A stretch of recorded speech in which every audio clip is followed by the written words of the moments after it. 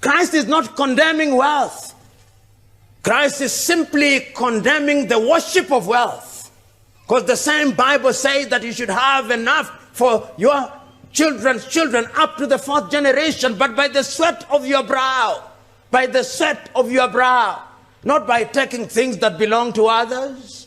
What we are condemning and what Christ is condemning is that we should not use our position to acquire things that don't belong to us. Woe unto you who call light day and day light. And corruption is to be found in very many places. Corruption is not only to be found in the political arena. Corruption is found even in churches today. The church has become so mechanical, so structured in form that there is no space for Christ and God.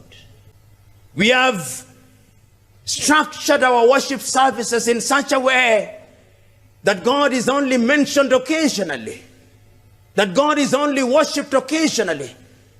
There is no shortage of apostles and bishops in this part of the world. Woe unto them on the day of judgment, they'll be told, we know you not.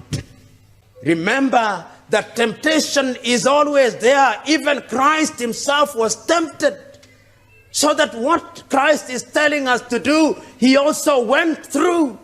He had the agony. I keep on saying, before Golgotha, there was the agony at Gethsemane. There is no Golgotha without Gethsemane.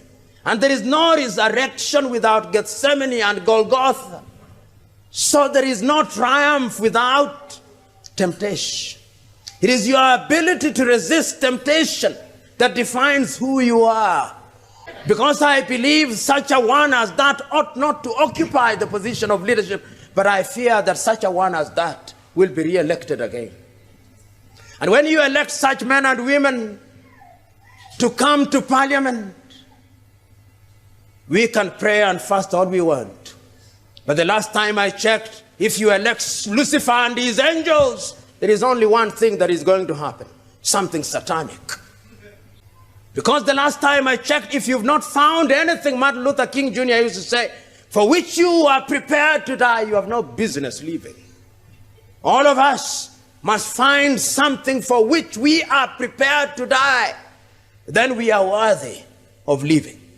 It is incumbent upon us as Christians and patriots to point out the evils that bedevil our country, not with the arrogance that will inflame the anger of the leadership, but with the firmness that will open their eyes. We must do that consistently without fear of consequence. Those of you who are familiar with the World War II will remember this famous report, which I do not render in the manner in which it was rendered, but I render it in this manner without losing its substance. The famous statement attributed to Martin Niemöller. When they came for the Jews, I said nothing because I was not a Jew. When they came for the communists, I said nothing because I was not a communist. When they came from the trade unionists, I said nothing because I was not a trade unionist.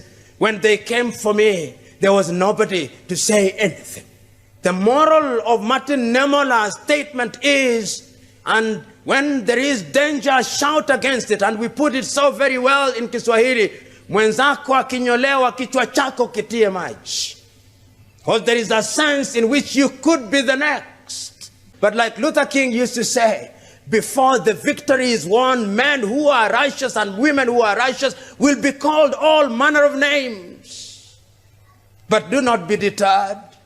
Is it not Winston Churchill who said, you can never realize your goal if you turn to throw a stone at every dog that barks? Let the dogs bark, but you move forward ever, backward never.